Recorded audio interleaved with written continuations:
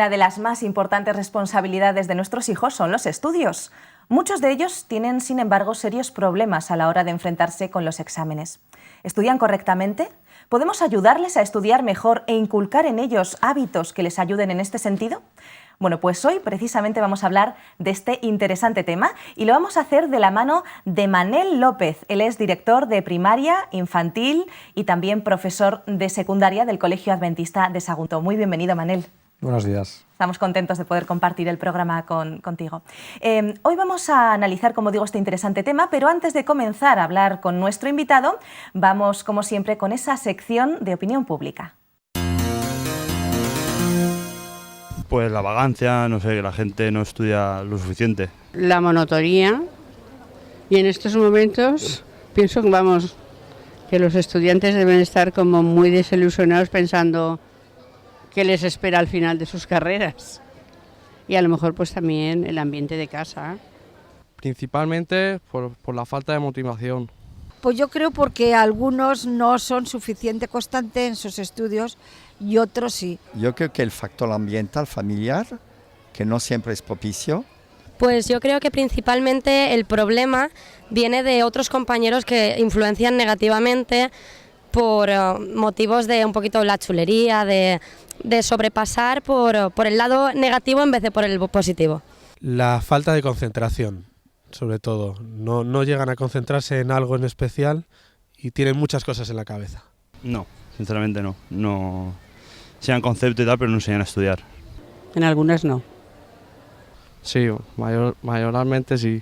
Yo creo que es un factor también de cómo los profesores, los maestros transmiten lo que quieren que los jóvenes quieren realmente saber. Hay un factor también de transmisión y también de recepción. Creo que dejan la misión de enseñar a estudiar más bien a los institutos que a las escuelas. Las escuelas se dedican a enseñar y no a aprender, digamos, aprender sería la palabra. Una gran mayoría sí, yo lo creo que es así. Pues tranquilidad, no es un sitio tranquilo, como bibliotecas y tal. Pues tiene que haber un ambiente de silencio, un ambiente adecuado tanto de silla como de mesa, que se estimule el ambiente familiar en el estudio. Pues un ambiente tranquilo, que no me moleste nadie y no sé, que me sienta a gusto yo mismo. Necesitan un ambiente feliz, un lugar feliz, paz, seguridad. Yo creo principalmente que se debería potenciar el trabajo en equipo, a enseñar a los niños y a los adolescentes a estudiar en equipo, de forma que los conocimientos se pueden compartir y expresar en voz alta para interiorizarlos mejor.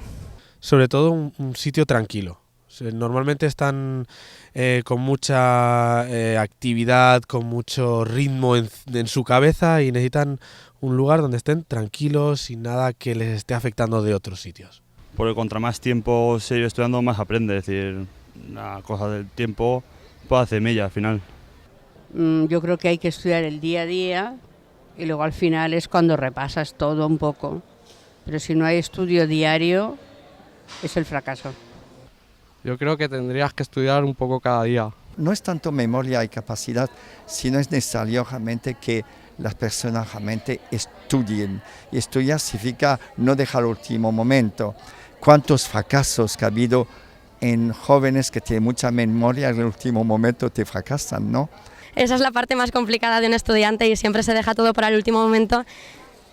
Yo creo que es negativo, aunque sí que se debe pegar el último esfuerzo final el último día. Todos los días hay que repasar, pero...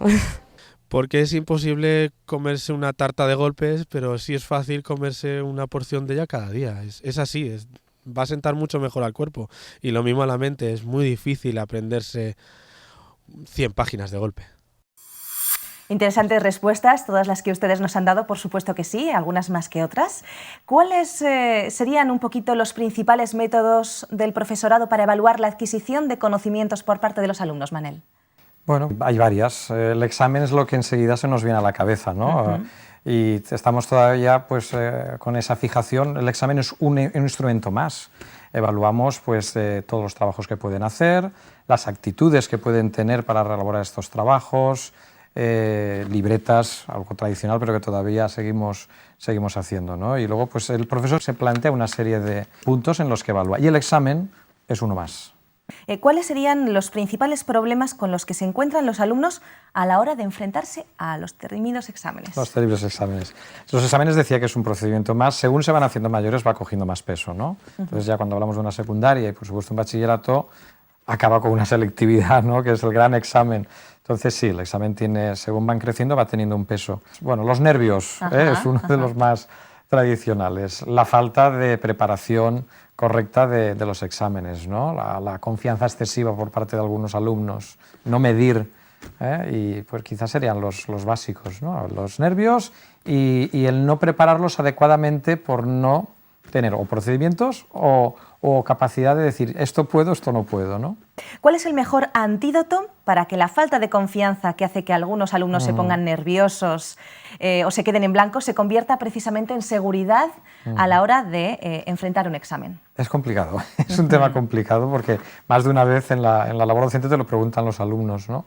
Y no hay una receta mágica, pero sí que hay que desdramatizar, ¿no? El examen es una prueba, tiene su peso, pero no te están juzgando, no te estás jugando la vida. Entonces es relativizar quizás un poquito ese momento. Y luego pues toda una serie de técnicas que imagino que hablaremos y de situaciones, ¿no? Del dormir, el relajarse, el tomar toda una serie de predisposiciones psicológicas, físicas para afrontar el momento, ¿no?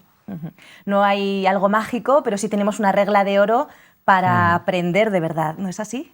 Hay varias metodologías y sistemas en los que vas aplicando y el alumno tiene que ir cogiendo esa seguridad, ¿no? Me refiero sobre todo a que el alumno tiene que comprender lo que sí, la materia, ¿no? hoy en día, hasta antiguamente no se nos marcaba mucho el memorizar. Hoy en día estamos en comprender para luego tú mostrar tu conocimiento, ¿no? Entonces, una parte importante sería eso, sí, por supuesto. Más que repetir de carrerilla las cosas, que lo interioricen, porque es más fácil que se les olvide si lo repiten, ¿no? Sí, por supuesto. No puedes evitar, en ciertas materias sobre todo, yo doy historia, que hay una serie de cosas que no te son naturales y tienes que memorizar, ¿no? Claro, claro. Pero si todo ese flujo de información no lo estás entendiendo, pues es un esfuerzo memorístico que muy pocos lo pueden superar. Y esos que lo superan, que es una gran capacidad de memoria, luego no entienden lo que no les queda nada, ¿no? ¿Cómo enfrentamos el temario paso a paso? Una vez que tenemos el temario, ¿qué tenemos que hacer? Bueno, pues lo primero es descubrirlo. Lo puedes descubrir en una clase, el profesor introduce, pero bueno, es bueno que tú cojas y te lo leas. Entonces tienes una visión global. Sería la primera fase, es una visión global sin intentar retener, ¿no? Luego ya vendría el que tú te vayas subrayando en una segunda fase. A partir de ese subrayado en el que ya estás seleccionando la información, la estás empezando a estructurar, pues vendría el esquema. Muchos discuten si resumen esquema, ahí quizás podemos profundizar, pero yo soy partidario de que se haga un esquema en el que estableces las ideas por prioridades, ¿no? Vas secuenciando y a partir de ese esquema un posible resumen. Todo eso lleva varios días, O sea que eso de a última hora no. Esto cada vez está más demostrado que puede servir para salir del paso, pero no estás estructurando un estudio que te dé serenidad y seguridad, desde luego. Pues como lo que queremos en este programa es que los chavales realmente aprendan a estudiar, vamos a analizar un poquito más detalladamente lo que acabas de decir. Primero, lectura general, lectura analítica con subrayado. ¿Cuál es la importancia de los subrayados? Bueno, la importancia del subrayado es que el alumno confía mucho en memoria visual muchas veces y nosotros funcionamos con varios tipos de memoria, ¿no? La visual, la auditiva. Entonces, de alguna manera reforzamos. Cuando estamos subrayando, lo que estamos haciendo es reforzar visualmente lo que estamos antes intentando memorizar, ¿no? Entonces, un movimiento de la mano, de alguna manera estamos fijando mucho más el conocimiento que leer, leer y leer. Estamos reforzando en este caso la memoria visual. Muy importante. Y también hacías hincapié en los esquemas. ¿Por qué son tan importantes los esquemas para ti? El esquema es importante porque es una fase en la que pasas de mirar el libro a tú interiorizártelo y estructurar esa información. El alumno lo que le suele costar es distinguir que en un texto, sea de historia, sea de biología, hay unas partes principales y secundarias.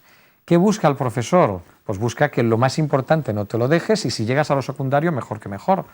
Pero muchas veces lo que tenemos es el alumno típico que te pone todo, secundario y principal de una parte, se le olvida la segunda parte en la que está descartando aspectos que tú consideras básicos, ¿no? Entonces, ¿qué hace un esquema? Un esquema te va a ir estructurando esa información, la vas a ir desmenuzando, separando en partes y vas a destacar una sobre otra. Y vas a establecer los vínculos entre una parte y otra con flechas, con letra más grande, de otro color. Vas a establecer una jerarquía del texto. De tal manera que luego cuando tú tienes que reconstruir el texto, sabes redactar bien, sabes ir a lo importante y tú ya has descartado cosas muy anecdóticas en el texto que no tienes por qué memorizar. Entonces el esquema básicamente es eso, es una estructuración de ideas para tú luego ser capaz de redactar con corrección. Porque otro tema que también es importante hoy en día es que tenemos no que memorizar, sino que ser capaces de redactar, de comprender y mostrar lo que entiendes, ¿no? Claro, claro. Entonces ahí es importante que tengas ideas claras, memorizadas desde el principio hasta el final, pues llega un punto que te olvidas cosas básicas y entonces tienes un texto incoherente. Esto de los esquemas, los subrayados, todo esto que estamos hablando ahora de técnicas de estudio, los profesores en el colegio también lo aportáis a los alumnos. Siempre hay su lugar en el que planificamos hacerlo.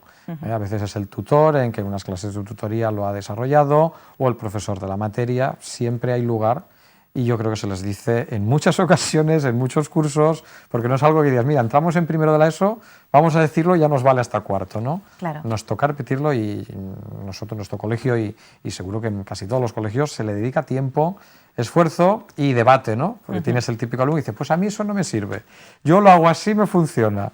Entonces entra el debate y dice, bueno, pero te podría ir mejor. O otros alumnos que no saben qué les falla y te lo están oyendo y no lo aplican. Hay lugar siempre a repasarlo. Eso en las escuelas, pero por ejemplo, si algún padre nos está viendo y dice, bueno, en la escuela a lo mejor mi hijo esto no lo tiene muy claro, también hay pues, clases particulares, etcétera, hay talleres donde se enseñan todas estas técnicas, etcétera. Siempre ¿no? hay Siempre lugar donde recursos. acceder a la información. Estamos hoy en la sociedad de la información, nada más que buscar en internet tendrías técnicas de estudio que casi siempre remarcan un poquito lo mismo, y hay libros, y hay lo mejor camino siempre es el tutor, que es el coordinador de tu hijo, ¿no? Esta es la persona que tú le puedes decir, mira, me falla, noto que falla en ciertos exámenes en los que, ¿qué puedo hacer, no? Porque también lo que estoy diciendo es muy típico de materias tipo literatura, biología, historia, hay otras que hay otras técnicas, ¿no? Claro. Las matemáticas, hay que trabajar procedimientos.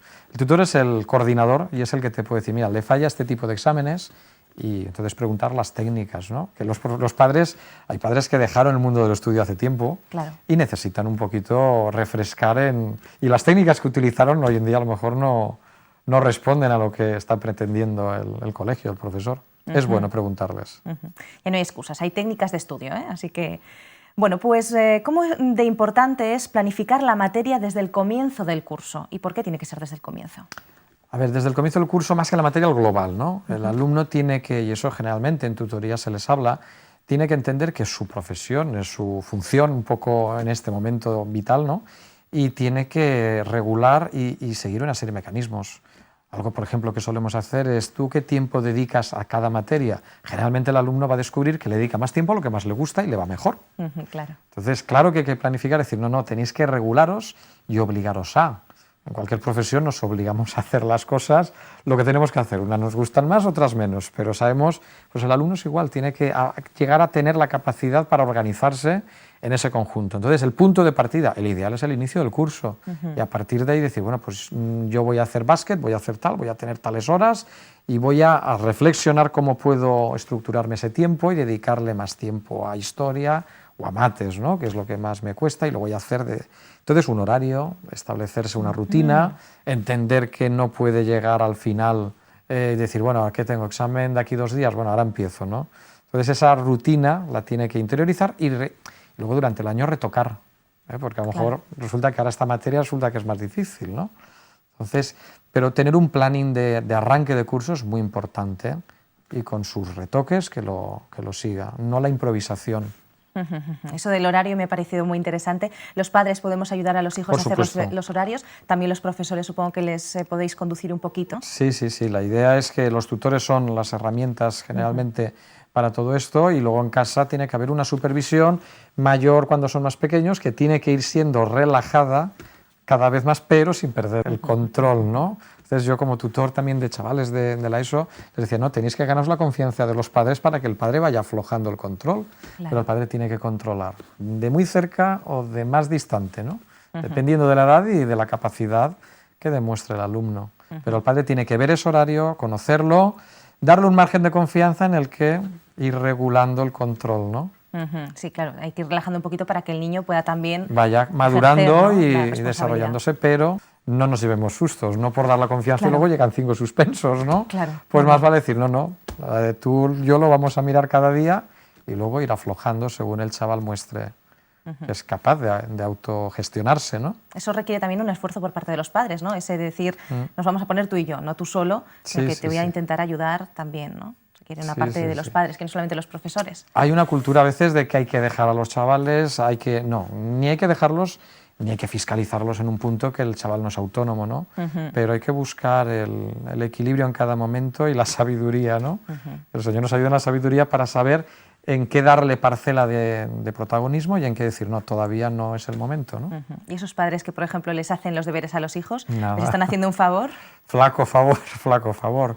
En el sentido que los deberes tienen una función, y es la función de ir machacando ciertos procedimientos que luego el alumno tiene que mostrar. Entonces, si nosotros le facilitamos, claro, cuando hacemos los deberes con los hijos, que hay que hacerlos en cada edad, de una manera u otra hay que hacerlo, lo que hay que tender es a que el alumno vaya superando los obstáculos, a que el hijo vaya superando los obstáculos. Si se lo resolvemos, llevará la libreta bien ese día, llevará el ejercicio resuelto ese día, pero no lo ha asumido. Cuando llegue al examen habrá ese problema, ese tipo de problema, y no estará el papá para resolverlo. Claro. O sea, ayudarles, pero no hacérselo, eso es muy importante. Sin embargo, no todo es estudiar. ¿Qué otras cosas debemos hacer para lograr buenas notas, que decíamos un poquito antes? Bueno, pues tener una serie de hábitos, tener una serie de hábitos. Si hemos dicho que evaluamos varias cosas, trabajos que pedimos, la actitud a colaborar o a participar en un debate, en la clase, esa libreta, bueno, pues entonces también tenemos que preocuparnos de la calidad de esos trabajos, ¿no? Y de las actitudes. Eso es bueno cuando, oye, ¿cómo te ha ido en el colegio? Lo típico, que según se van haciendo mayores se van cerrando, ¿no? Y no tienen ganas, pero desde pequeñitos hay que trabajarlo. Y entonces vas viendo un poquito lo que hay. Pues mira, hoy me han dado una mala nota de un dictado, de una redacción. Entonces vas captando los puntos débiles, por supuesto en las entrevistas con el tutor lo refuerza. Entonces tú dices, bueno, pues ya no tienes que estudiar esta materia, resulta de que los acentos te van mal. Bueno, pues vamos a trabajar. Hay ciertas edades, ciertos niveles que los papás podemos muy bien seguir. Luego hay otros en los que física, química, una persona que ya hace tiempo que la dejó, pues tendrás que buscar una ayuda externa. Pero de alguna manera nosotros hablamos de procedimientos, ¿no? Pues detectar qué procedimientos nuestro hijo es flojo para ahí apretar. No solamente son los exámenes. No solamente son los exámenes. En muchas ocasiones no sirve lo que el niño nos dice, ¿no? Porque a lo mejor lo que el niño nos dice es una cosa. Hay que contrastar toda la tutor... información, ¿no? Es contrastar informaciones. El tutor siempre es la fuente más fidedigna y más imparcial. Y por supuesto, el hijo también hay que utilizar, pero como tú dices, con cuidado. Lo típico, no tengo deberes o todo va bien. Ya. Bueno, pues entonces una llamadita al tutor, oye, mi hijo me dice esto. Y yo, sí, va bien, pues oye, enhorabuena, ¿no? Sí. Y si no, pues detectar y trabajar también ciertos valores, ¿no? Por ejemplo, el de la veracidad. Muy importante. El de la veracidad, el de aceptar pues lo que va mal, ¿no? Y que el alumno, el padre tiene que crear esa atmósfera, ese clima también de confianza, ¿no? Sin duda, sin duda. ¿Por qué no es bueno estudiar el último día? Porque aunque nosotros lo digamos, los alumnos lo siguen haciendo. ¿Por qué eso de hay que estudiar todos los días un poquito y no el último? Pues porque de alguna manera la información que manejan, nosotros pensamos, nosotros nos apretaban mucho en nuestra época, se sigue exigiendo mucho a los chavales. Menos memoria y más procedimientos, pero se sigue exigiendo mucho. Entonces, para toda esa información irla procesando, en el último momento adquieres lo que puedes. A lo mejor ese examen lo consigues superar, pero hay muchas veces que el conocimiento de un trimestre, de una evaluación, es la base del siguiente. Entonces, lo que adquieres corriendo luego es debilidad para el siguiente tema, ¿no? Entonces es bueno que no solamente que memoricen rápidamente, sino que asimilen contenidos, asimilen procedimientos. Entonces eso se hace poco a poco. ¿Es recomendable estudiar por las noches? Otro hábito que tienen muchos estudiantes. Sí, sobre todo cuando ya van siendo universitarios todavía es nefasto en el sentido de que estás rompiendo tu ciclo vital. Tú puedes tener más propensión a, mira, yo por las mañanas, por las noches, bueno, por las noches pero con un límite. Y por supuesto en las edades, si hablamos de primaria, pues tiene que haber un límite muy lógico. Un niño no puede estar en primaria estudiando después de cenar, por ejemplo. Entonces, un universitario, él sabrá hasta qué se pone su límite, pero lo que está demostrado es que tenemos que tener unos ritmos vitales, y en esos ritmos vitales el descanso es básico. Si yo me como tiempo del descanso o rompo los tiempos de descanso y hago una gran siesta, porque luego voy a estar hasta las 3 de la madrugada, estás rompiendo tu ritmo y tu sistema nervioso, de alguna manera, lo va a ir cobrando al tiempo. Entonces, la noche como tal de estar hasta horas no tiene sentido. Estás rompiendo tu descanso, o no es lo que las técnicas dicen.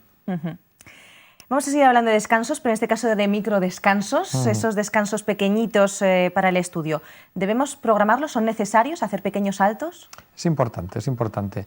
Hay muchos alumnos que tienen la tendencia a decir, no, es que yo me voy metiendo y cada vez entiendo más, pero eso es una curva que luego suele caer en picado, cuando ya el sistema pues, nervioso se agota. Entonces es bueno, algunos dicen cada hora 10 minutos, algunos dicen cada 2 horas media hora.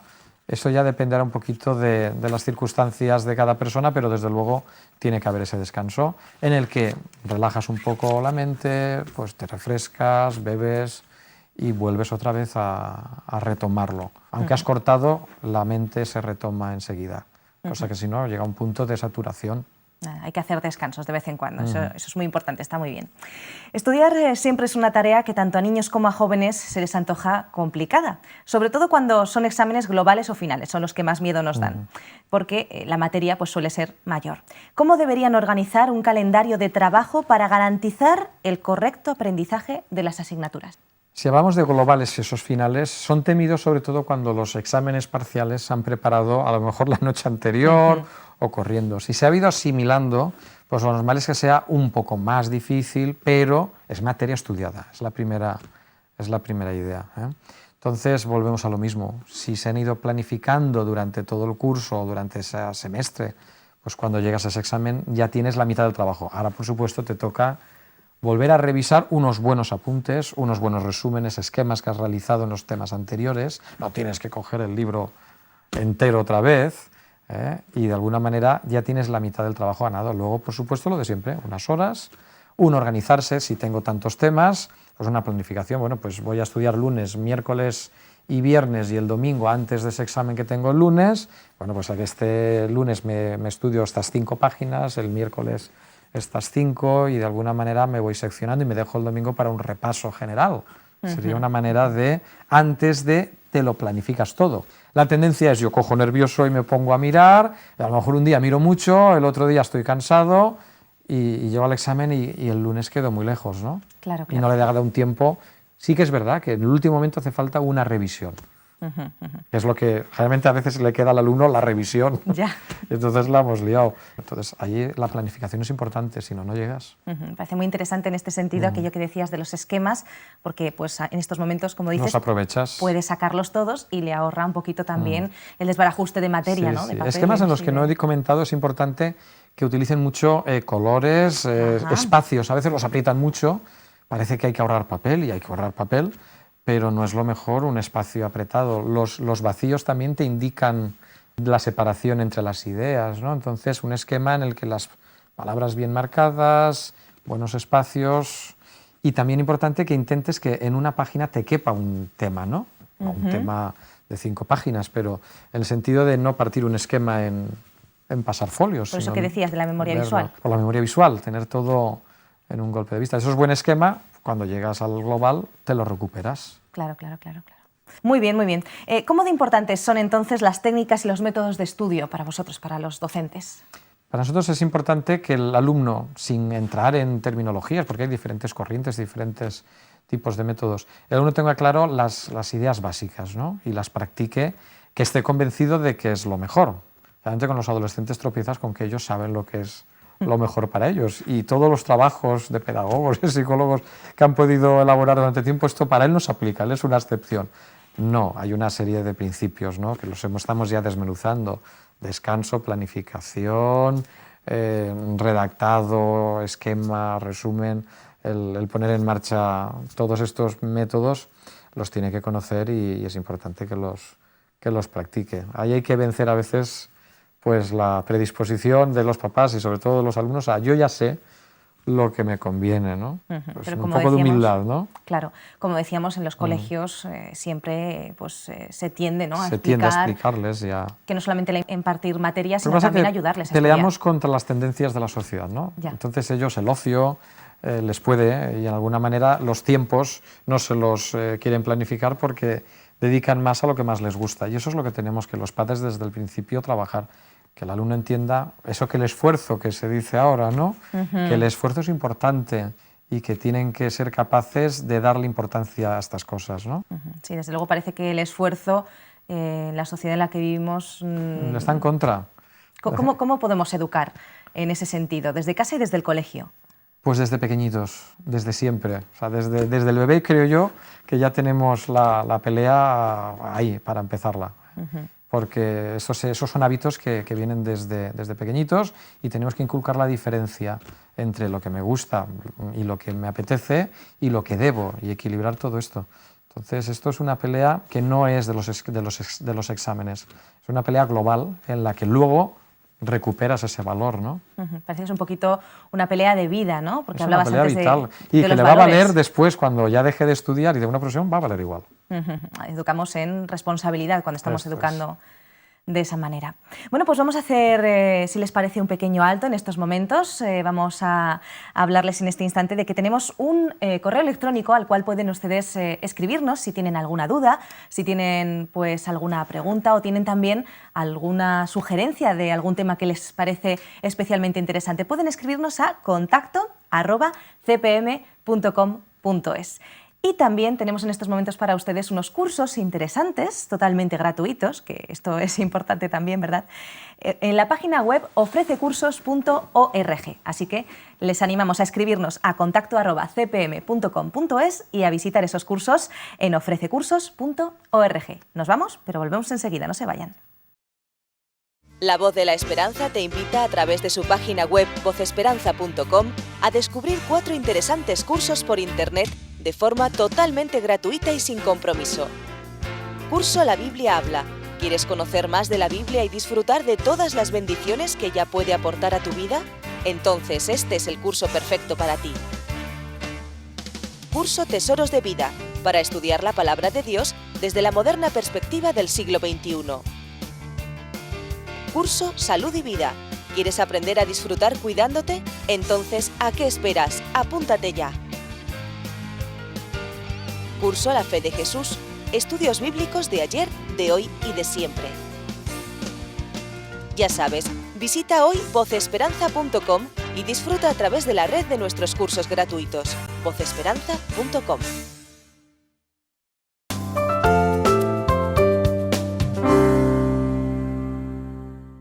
Bueno, y aquí seguimos en Mejor Cada Día. Muchas gracias por continuar con nosotros. Estamos en el programa de hoy hablando acerca de técnicas de estudio muy importantes para los estudiantes, pero también debemos conocerlas los padres. Y bien, hacemos el programa de hoy con nuestro invitado. Él es Manel López, es director de infantil y primaria y además profesor de secundaria en el Colegio Adventista de Sagunto. Seguimos hablando, Manel, la verdad es que es muy interesante el tema de hoy. Y nos comentabas, hemos hablado en la primera parte del programa muchas cosas sobre las técnicas de estudio, vamos a seguir hablando de ellas, pero me ha llamado la atención eso que decías de la responsabilidad, etcétera, de los niños, también de los padres. ¿Qué dificultades se encuentran los chavales, dificultades principales a la hora de poner en práctica pues todos estos métodos de estudio? Es un tema complejo. Las técnicas las podemos tener muy claras, las podemos intentar poner en práctica, pero si el contexto del alumno no responde es porque bueno, pues está lo típico del control del tiempo, ¿no? Hago lo que me apetece más y lo que me esfuerzo, que decíamos antes, pues videoconsolas, televisión, el quedar con los amigos, toda una serie de cosas en las que se está absorbiendo el tiempo. La sociedad hoy en día tiende mucho a tú disfruta, tú vive y eso está muy bien, pero llega un punto en el que luego cuando te tienes que esforzar, que planificar, pues ahí vienen las dificultades. Entonces hay cierto hedonismo, cierta comodidad en nuestra sociedad. Queremos que nuestros hijos estén bien y no sufran, y para no sufrir luego los exámenes hay que sufrir un poco, ¿no? Es un poco el criarles con algodones, ¿no? Hoy en día hay que educarles en la responsabilidad, en el esfuerzo, y eso, como decíamos antes, es un tema que tú lo estás inculcando para la vida y luego cuando llegas a decir, ahora aplica una técnica de estudio, saldría más natural si lo has trabajado. Sí, parece como que ese horario del que hablabas, importantísimo para los niños, que hay que hablar con el tutor a la hora de poner ese horario y practicarlo en casa, parece que nos lo saltamos mucho a la torera, ¿no? Que el niño puede estar viendo la televisión muchas horas y puede... Y tiene que tener ese horario, por supuesto, hemos hablado de las horas para estudiar, tiene que tener su tiempo de ejercicio físico, de sociabilidad y de disfrute personal en cualquier ocio que sea sano, ¿no? Pero en los tiempos está la clave, ¿no? El decir, no, pues tienes unas horas para esto, otras para esto y que sea equilibrado. Entonces, si eso lo practicamos desde niños y yo ahora me apetece hacer esto, bueno, pues vale, hazlo, no, ahora te apetece, pero no es el momento. Pues eso que es un niño de 3 años nos estará facilitando que el adolescente de 14 le digamos, no, ahora te recuerdo que tienes que estudiar. A lo mejor se ha ganado la pelea más en los 3 años que los 14. Claro, porque si desde pequeñito no le hemos inculcado esos valores de los que estás hablando, de mayores ya está casi perdido. Te va a llegar el tutor con un horario, tú vas intentando hacer el horario y el alumno no va a entrar. Claro. La tristeza es que transmitimos eso y muchas veces luego intentamos hacer una evaluación de ¿qué chavales, cómo va? ¿Cuánto habéis hecho? Te encuentras con un elevado porcentaje que muchas veces te dice que eso no... Y suele coincidirte con los alumnos que van mal.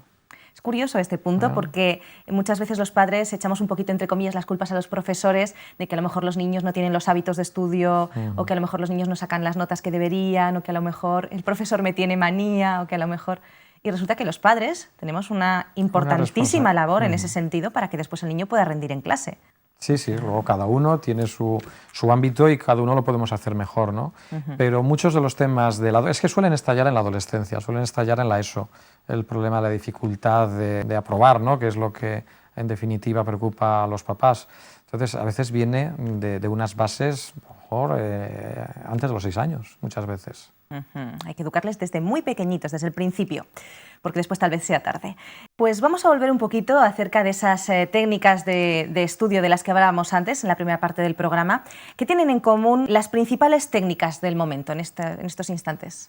Hoy en día lo que se pretende es lo que decíamos también de que entiendan, ¿no? Entonces las lecturas, una lectura general, luego una lectura comprensiva, que yo lo he subrayado, lo que está intentando es que el alumno entienda lo que está pasando ahí, sea de historia, sea de biología. Entonces es importante esas lecturas previas en las que él se enfrente a este tema. Luego ya pues hay variedades en las que luego intenta pues explicarlo, ¿no? Con tus palabras, luego intenta redactarlo para luego contrastar con el texto original a ver en lo que fallas, en lo que no. Todos son diferentes métodos.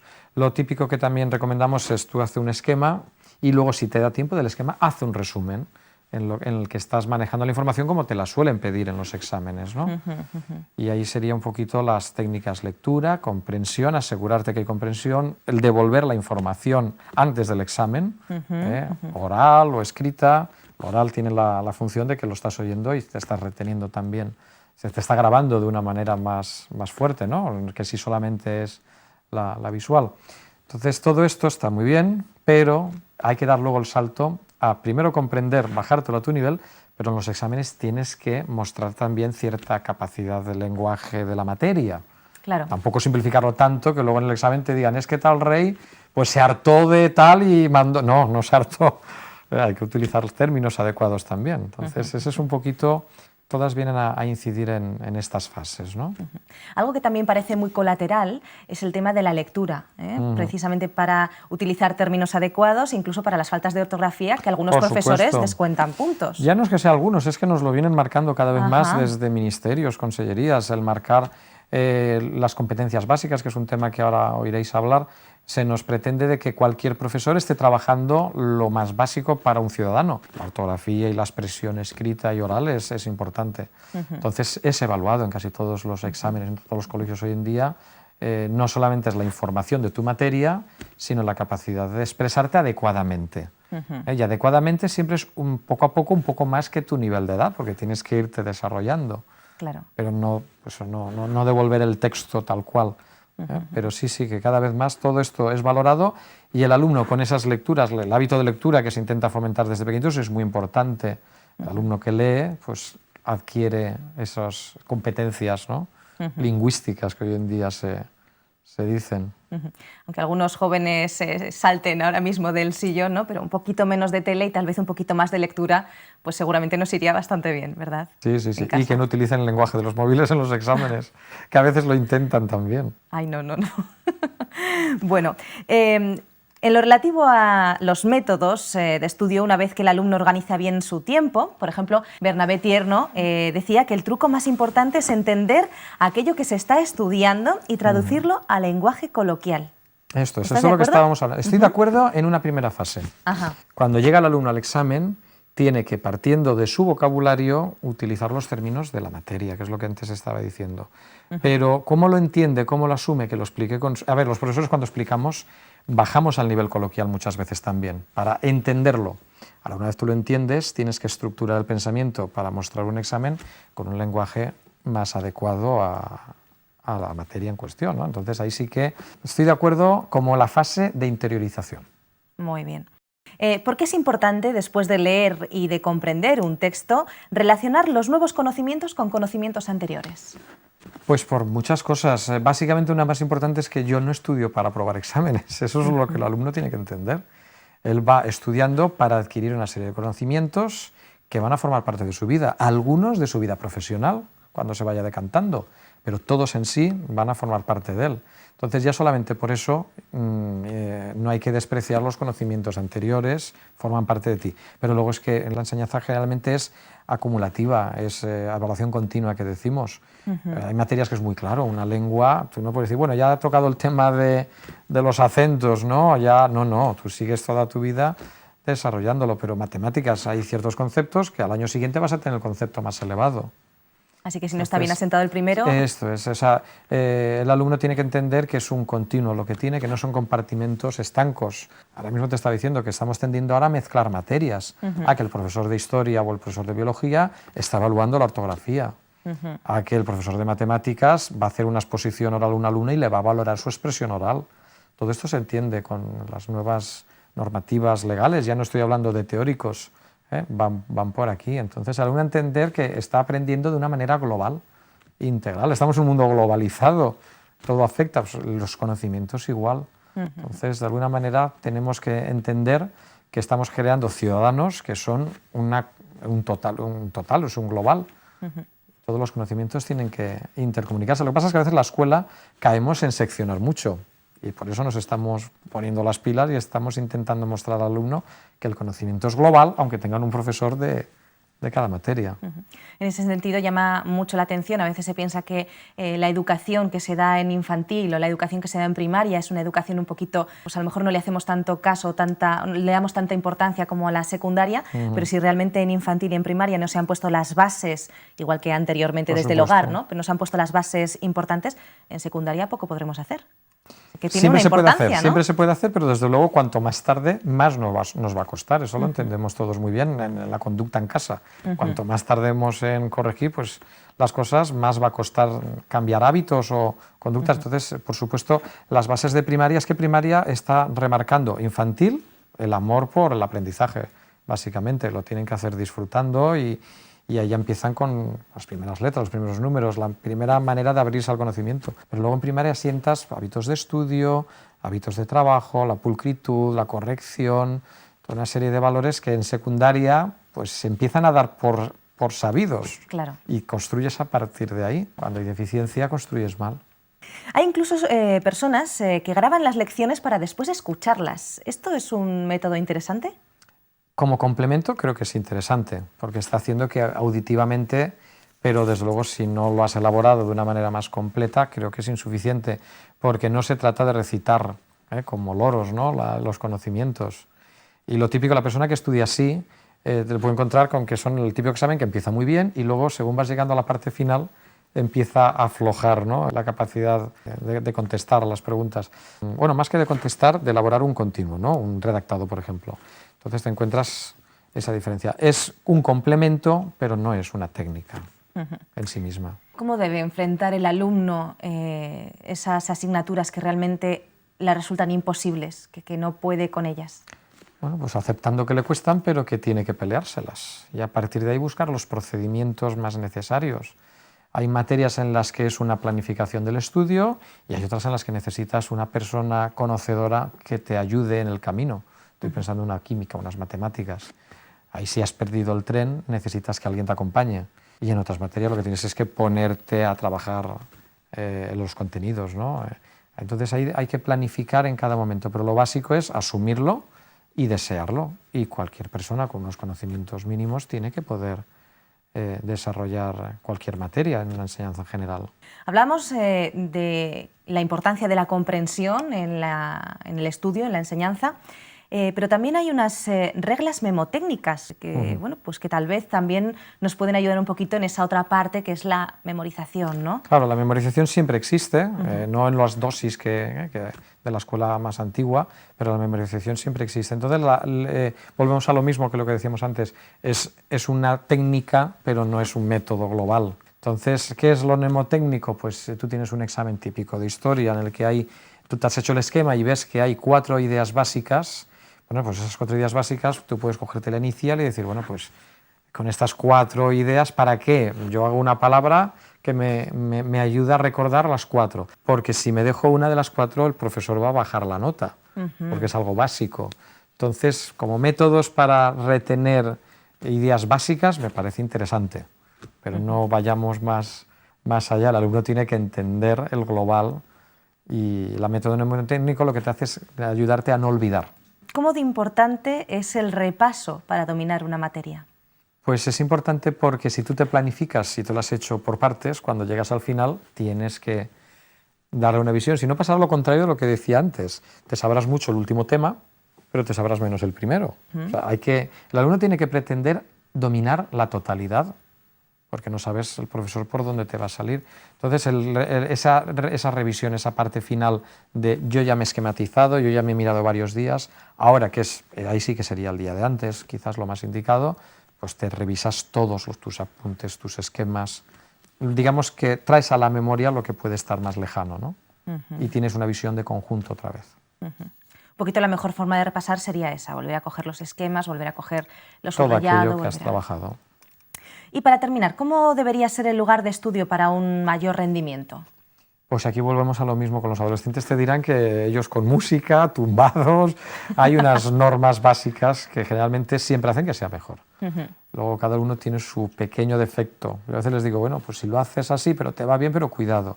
Bueno, pues tiene que ser un lugar aislado de ruidos, que muchas veces ciertas casas no lo pueden tener, pero hay que buscarlo, que no haya interferencias, que no se interrumpa, bien ventilado, luz si puede ser natural, sentado cómodamente, una superficie bastante grande. A veces hay mesas de alumnos que se les ha quedado en la mesa de primaria y están en secundaria. Yo recuerdo cuando llegué a secundaria tenía la típica mesa pequeñita y le insistí a mi madre y tal, y al final nos hicimos una mesa de cocina que tenía el ala porque la habitación era pequeña. Entonces cuando había estudio abríamos el ala y cuando no cerrábamos, ¿no? Pero una superficie en la que puedas colocar varias cosas a la vez, el libro, tu resumen, el diccionario al lado, calculadora, depende de la materia, que lo tengas todo y lo puedas ir trayendo y llevando con facilidad. Hoy en día quizás también pues con tu ordenador en el que puedas consultar términos o buscar más sobre ese tema que en el libro de texto no lo entiendes, a ver si encuentro algo, alguna fuente. Todo esto a mano puede ser interesante para esto, en este momento no para jugar y distraerse, ¿no? Para estudiar. Un tema que hemos hablado durante el programa y que creo que es especialmente importante es el tema de los valores en la escuela, el tema de los valores que los padres tienen que ofrecer en casa. ¿De qué manera se refuerzan en la escuela? Bueno, es importante que los padres escojan una escuela en una línea que ellos apoyen y participen. Mira, los valores son tan importantes en el estudio que decimos como que haciendo un seguimiento de alumnos, por ejemplo, en un bachillerato te encuentras que aquellos que tienen unos hábitos de esfuerzo, aunque tengan unas capacidades más limitadas, van mejor que aquellos brillantes que no tienen esos valores, ¿no? del esfuerzo y del hábito que decíamos. Entonces son importantes, por supuesto. Son la base para luego tú estructurar pues, lo que estamos diciendo, cómo tienes que estudiar. Yo me quedaría con el esfuerzo y la responsabilidad, como esos dos valores para el mundo del estudio que estamos diciendo, que hay que inculcar y que si los tienes, las técnicas van a llegar y el alumno va a decir, ah, esto es bueno. Y yo me centraría en esto, repito, responsabilidad y esfuerzo. Si los padres en casa, y es un poquito haciendo hincapié en las personas que en estos momentos nos están viendo, si los padres en casa no inculcamos estos valores de esfuerzo, de responsabilidad de nuestros hijos, porque los estamos criando entre algodones, los profesores, ¿podéis realmente Tendremos que inculcarlos? luchar con una fuerza contraria en la que será muy difícil decir al alumno, tienes un horario, tienes que esforzarte en cumplirlo. Ya, no, esto no va a mi manera de ser, que es lo que más o menos te dicen, no, esto a mí no me va, bueno, no te va, pero te va, ¿qué quieres aprobar, no? ¿Y qué quieres tener nota? Yo a veces les digo, bueno, ¿estáis en el rendimiento que queréis? Porque hay gente que a lo mejor un bien a él le está satisfaciendo porque es un chaval que le cuesta mucho. Y para otro el bien pues es un fracaso. Entonces, ¿estáis en el nivel que vosotros queríais? Bueno, pues si no tenéis que cambiar algo. Pero a veces les cuesta cambiar porque tienen una rigidez de valores, ¿no? No la han cultivado. Cuesta. En fin, la verdad es que yo no sé si en estos momentos, para terminar el programa, podrías dar algunas conclusiones o algunas, no sé, alguna idea básica que consideres que es muy importante que los padres en estos momentos retengan o que los alumnos retengan. Sí, pues las ideas básicas serían que acompañéis a los hijos, que estéis pendientes de ellos, dándoles crecimiento a su responsabilidad, saber distanciaros cuando toca, pero sin dejar de ejercer ese control, que para eso estamos, ¿no? Para seguirlo. Entonces, básicamente esto, y luego, pues sí, conocer técnicas y aplicarlas. Y los valores desde pequeños, sería un poquito el resumen de estos temas. Bueno, pues seguro que a partir de ahora los jóvenes tendrán más éxito en sus estudios y los mayores vamos a poder ayudarles de la mejor forma posible. Y ahora, como siempre, les ofrecemos a continuación un resumen de los puntos más importantes del tema de hoy.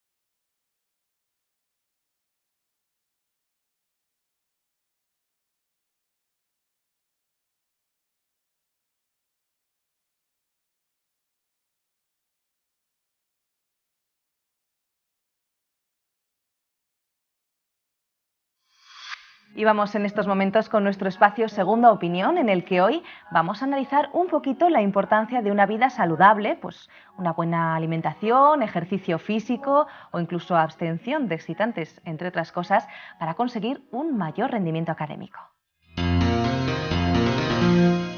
¿Qué importancia tienen el ejercicio o la alimentación en el rendimiento del estudiante? Pues mucha importancia. Se puede comprender fácilmente si ponemos un ejemplo. El cerebro es la máquina de estudiar. Toda máquina necesita combustible para un buen funcionamiento. Nuestro cerebro necesita dos combustibles. Primero, el oxígeno y segundo, la glucosa. El oxígeno está relacionado con el ejercicio físico. Cuando hacemos ejercicio físico, bombeamos la máquina a mayor potencia, se produce un aumento del riego sanguíneo, con lo cual hay un aumento de la oxigenación de las células. Hacemos ejercicio físico, más oxígeno para nuestras células. La alimentación, pues muy parecido. La alimentación nos aporta la glucosa, la gasolina para funcionar. Si hacemos una alimentación que nos aporte los nutrientes necesarios, los minerales que las células nerviosas requieren para funcionar, si están, funciona bien, si no están, funciona regular.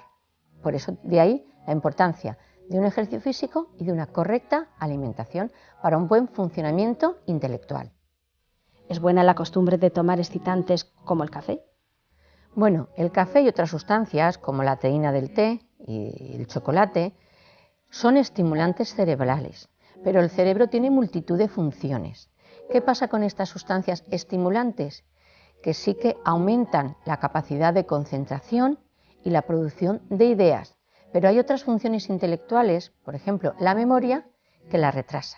Entonces, si estudiamos bajo los efectos del café, nos encontramos estimulados para prestar un poco más de atención, pero por otro lado, no retenemos y no codificamos lo que estamos aprendiendo, con lo cual, a la hora de ejercitar luego, a la hora del examen, nuestros conocimientos, estamos un poco más limitados, con lo cual no recomendamos el uso de café para estudiar. Dicen que los niños que desayunan bien sacan mejores notas. ¿Es esto cierto? Es totalmente cierto, y no solo sacan mejores notas, son niños que tienen más energía a lo largo del día para todas sus tareas, son niños que se enferman menos y que tienen mayor rendimiento en todos los aspectos. Pero es claro entenderlo, la alimentación, si es correcta y equilibrada, aportando todos los nutrientes que la máquina intelectual necesita a nuestro cerebro, su rendimiento claramente es mayor. ¿Qué relevancia tiene la comida basura en el buen funcionamiento del cerebro para un buen rendimiento en los estudios? Pues al contrario de lo que veníamos comentando, la comida basura fundamentalmente está formada por hidratos de carbono de absorción rápida. Entonces, nos produce un subidón rápido, en pocos minutos ya se está absorbiendo y tenemos el aporte de glucosa que nos da una energía rápida, pero igual de rápida es para subir como para bajar. Entonces produce muchos altibajos en el nivel de la glucosa de nuestro organismo. Estos altibajos, subidas y bajadas, no es lo correcto porque produce, en los momentos de bajón, pues produce ansiedad en el organismo, nerviosismo, los alumnos y los escolares no están relajados en las aulas. ¿Cómo de importante es tener horas fijas en las comidas? Pues por lo que veníamos comentando, el organismo le gusta mantener un equilibrio. El equilibrio es bueno para todos los aspectos de la vida y para nuestra salud también. El cuerpo tiene unos ciclos biológicos que es importante mantener y uno de ellos es el nivel de glucosa de nuestro organismo. Entonces, el mantener un horario estable y fijo de comida va en función de este concepto. Si nosotros hacemos un buen desayuno que nos permita mantener un nivel de glucosa durante la mañana, también es bueno dar el descanso al estómago. Así, a la hora de la comida volvemos a comer, descansamos durante la tarde y a la hora de cenar volvemos a ingerir ya más ligero. Si vamos picoteando entre horas alimentos de absorción rápida que nos dan subida y bajada, esos picos es un poco un desequilibrio orgánico y no es bueno. El estar picoteando también puede dar lugar a que los escolares tengan momentos de somnolencia y digestiones pesadas que va en detrimento de su capacidad de concentración y de elaboración de un rendimiento intelectual. ¿Qué alimentos potencian nuestra mente? Pues los que son ricos en los ácidos grasos omega 3, que en concreto fundamentalmente son, a nivel del reino animal, todos conocemos que son los pescados azules, principalmente pues el salmón, la sardina, el boquerón, el pescado azul. Y en el reino vegetal, pues son la semilla de lino, que podemos encontrar en las dietéticas convertida en unas harinas, y las nueces y los frutos secos. ¿Qué son las drogas inteligentes? ¿Acaso son recomendables?